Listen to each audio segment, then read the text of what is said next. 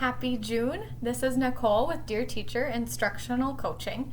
So last episode I said that I was going to be taking some time to organize and get together my summer reading list.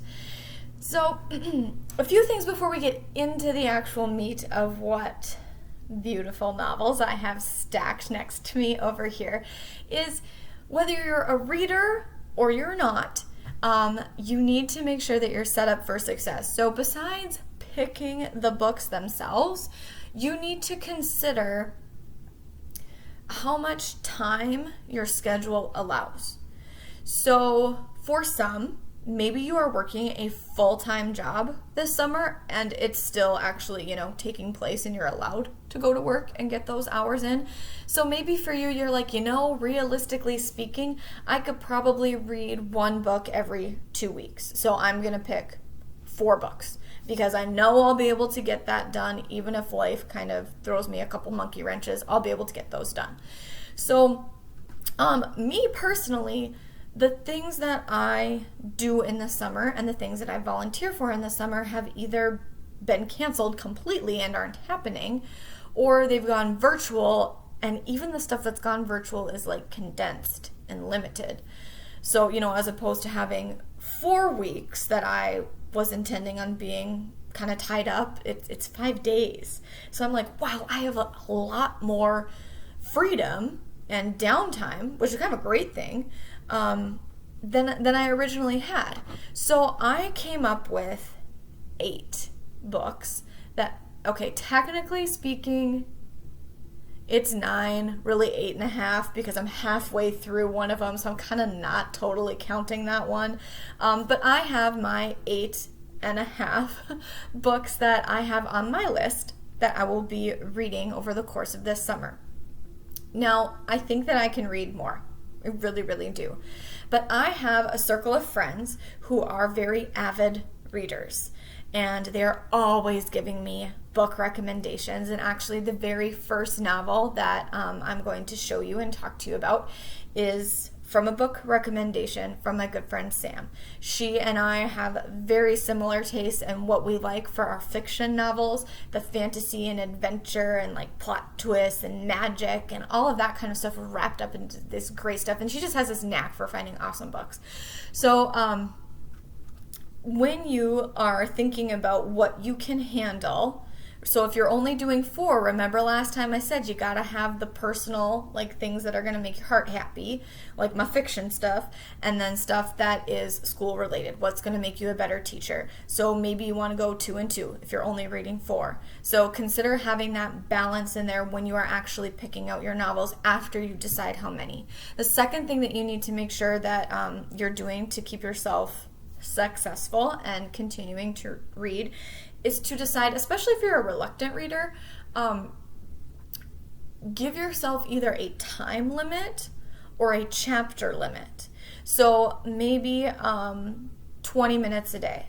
I think about like our students, they do 20 minutes of reading every single day. I mean, the class period and which class is doing it changes, but it is 20 minutes of reading every single day. I feel like if we're requiring our kids to do that Monday through Friday, you can do it Monday through Friday. The other thing you can do is give yourself a chapter limit. So if you're like, gosh, I'm just super, super busy during this week, I'm going to give myself a 1 chapter limit. And then the following week, you're like, I'm pretty freed up. I'm going to do 3 chapters a day or 2 chapters a day, whatever it happens to be. So give yourself, figure that out too, what you want as far as time limit or chapter limit. And those of you that are like very avid readers like myself, if I don't give myself some kind of limit, then I'm not going to stop on some of these books. I won't. And then the third thing is to read at a consistent time. Now, I will pick up my book constantly throughout a day. I just love it. When I need a little bit of a brain break, I dive right into my book. But if you're reluctant, then pick morning, noon, or nighttime. So in the summer, I'm not a big morning reader because the morning is when I physically have the most energy. So that's when I do like cleaning, yard work, working out, all like that sort of stuff where I need to kind of be strong and be like physically active. That's my morning. And after lunch is probably my favorite time to go sit out on our deck in the sunshine and read for a while. I also am a very avid reader at night. I've always been that way, even as a kid, because that usually was my only time that I was able to read when I was a kid. So I've kept that pretty consistent. Now, one of the things that's sort of a trick for me is I will read my heart happy books during the day, because usually I'll have something that's going to force me to stop, even if it's cooking supper, even if I read for like 5 hours straight. I got to do something else eventually. But if I do that at night, if I read like one of my fiction books at night, I'm just going to have a really hard time putting it down, especially in the summertime, because I'm like, I could sleep in a little bit, or I could still get up at 5, but I can take a nap later. So I have those things that go on in my head all the time of how I can like finagle my own system that I create for myself. So I try to do my nonfiction stuff or like my school type stuff where I'm like one chapter every night, and then I'll be able to handle that. So I used to never be like a multiple book at one time reader, but I've gotten to that point and I've kind of found my groove with that a little bit more. So how many books you're going to read? And then go pick them out. Second thing, what's going to be your limit or your goal per day? And then third, what time of day do you think that you can fit your reading in? So those are my ways for you to set up for success. And now for the good stuff, the books themselves. So this first one. Now, the book that I'm going to show you is actually not the book that's on my list. An Ember in the Ashes by Sabaa Tahir. I actually just finished this book. So what's on my summer reading list, my first two, are her next two books, which is A Torch Against the Night and A Reaper at the Gates. So this was a recommendation from my friend Sam. This is actually her book.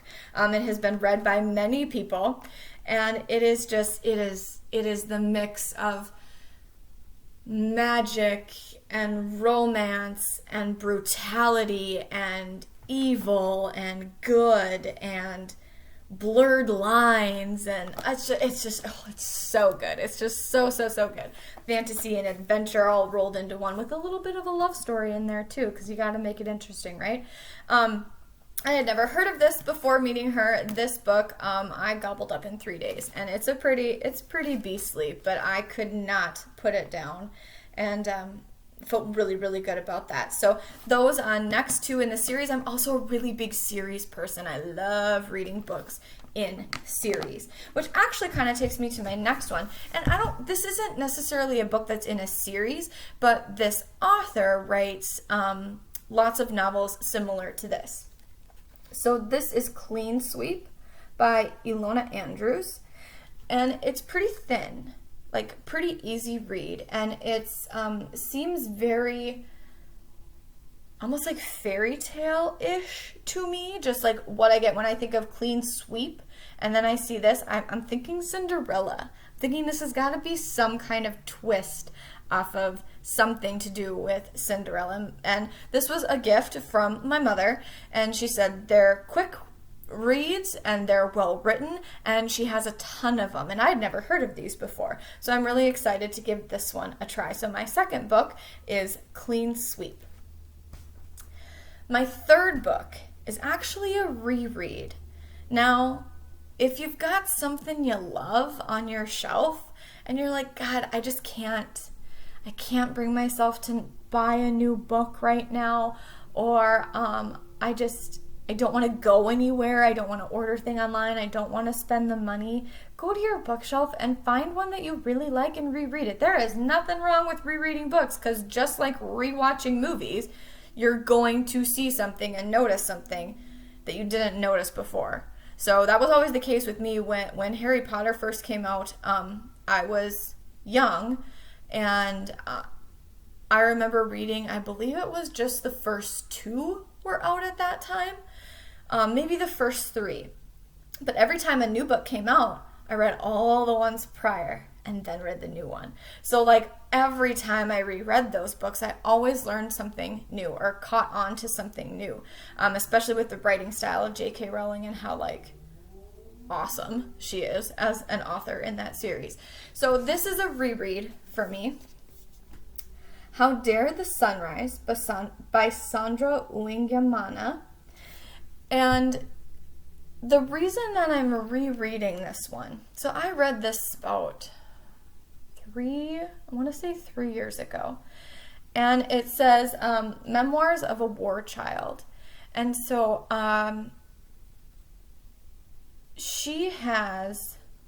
her story isn't so much about the escape of her family from violence, but more so about her adjustment to life in America and new values that she was kind of exposed to, new ideas she was maybe exposed to that didn't quite fit with her parents, and how there was some tension sometimes there, and how she sort of overcame and like melded her old beliefs and new beliefs and some of those kinds of things. And so the reason that this is on my mind and has been all year is because we have a pretty high refugee population in our city, the city that we live in. And so I know that I have students whose either parents are refugees or they are 3rd generation in the family who are in America.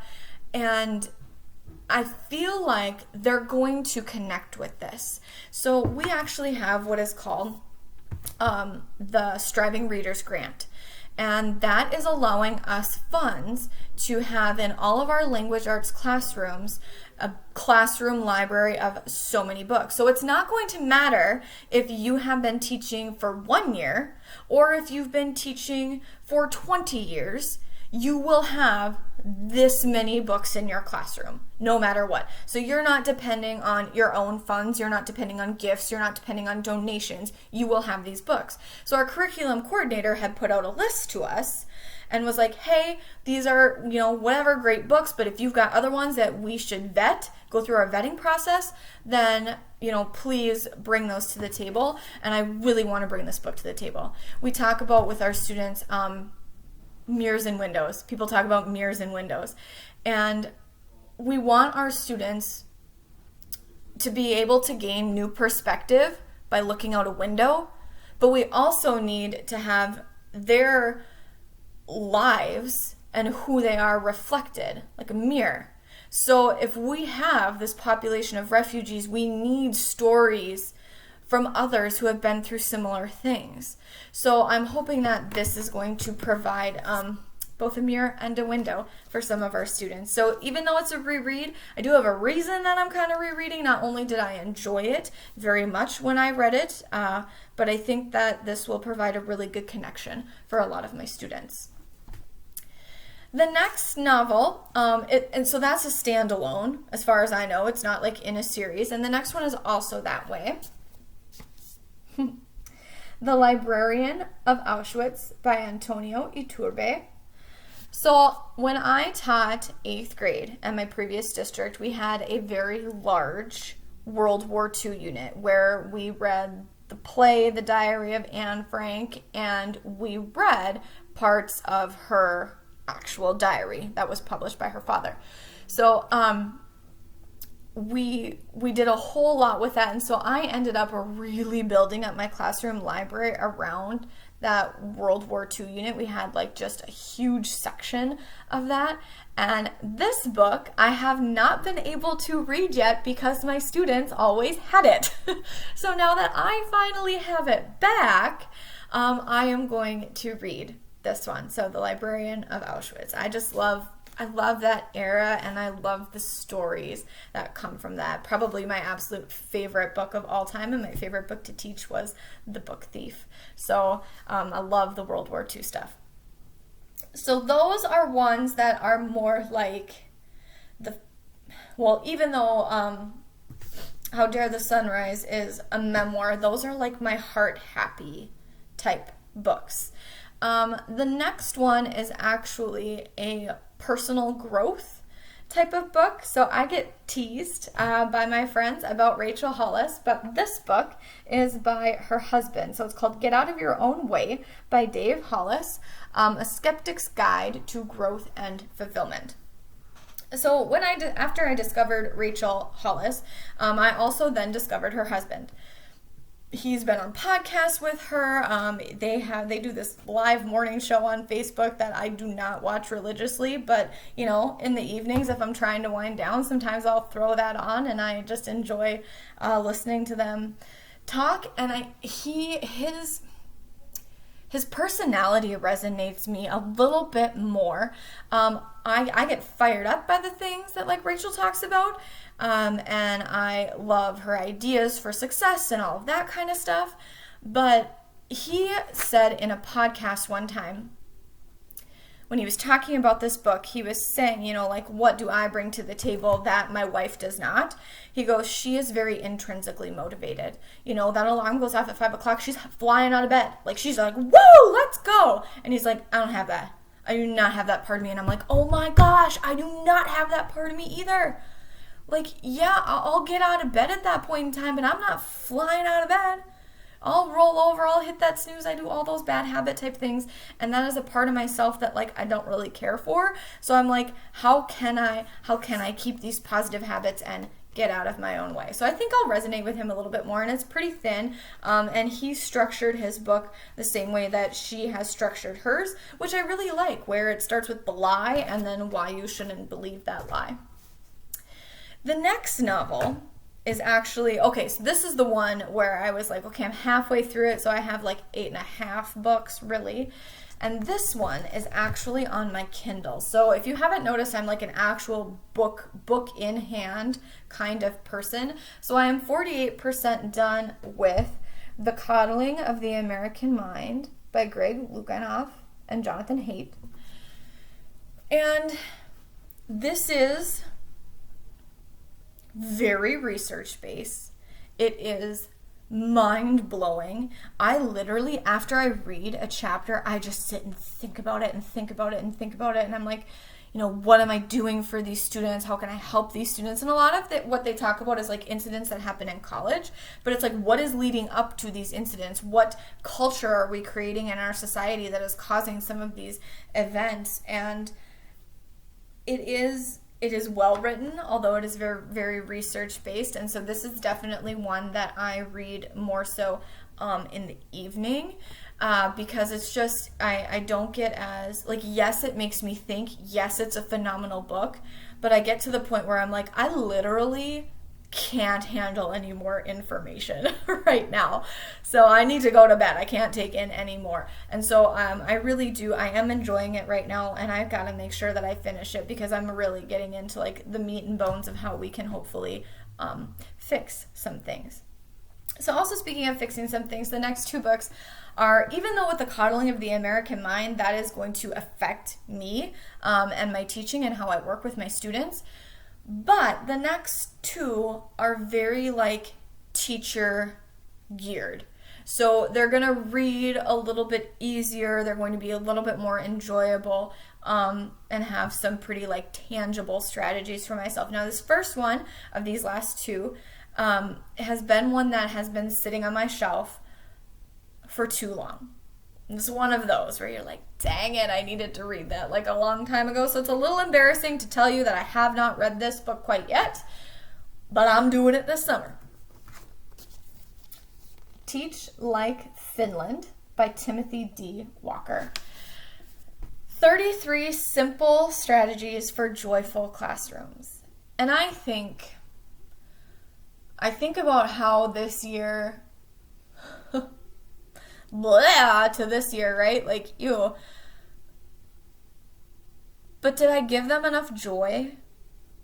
Did they enjoy the learning process? So sometimes there were challenges, like did they see the challenge as like a good thing and as something like they can handle and they can overcome? Like, where was the joy in my classroom? And you guys, that I want to stick my head in the sand about this, but there is talk that we might not be in person at the start of next year. And I'm like, dang it. I really got to bring joy in to my classroom, even if it's virtual. And I'm guessing that whatever these strategies are in this book, I'm going to be able to apply them. I'm going to be able to apply them to my classroom, whether I am in person or whether I am teaching online. If there's 33 simple strategies, if I can at least pick out 3 of those 33, this book's going to be worth it. And I got a feeling I'll pick out more. So I'm very excited to bring a little bit more and have a little bit more focus on joy in learning and in my classroom. So to sort of go along with that is also a little bit about management. Hacking School Discipline by Nathan Maynard and Brad Weinstein. 9 ways to create a culture of empathy and responsibility, super important, using restorative justice. So I had just a couple tough kids this year. But after reading The Coddling of the American Mind and just my own experiences so far and the warnings of other teachers, I think I need some more tricks in my toolkit as far as discipline goes. And I'm hoping between reading this book and reading this book that working together, they can give me a really comfortable, positive, effective, successful classroom next year. And I've always felt that I have good management, that I'm doing good stuff, but I can always be better. I can always do more. I can always, and not even necessarily do more. I shouldn't use that word, doing more. It's doing what's best, doing the best stuff, giving them the best experience so they love to learn and they love to grow, because that's the most important thing that they can really get out of school is those skills.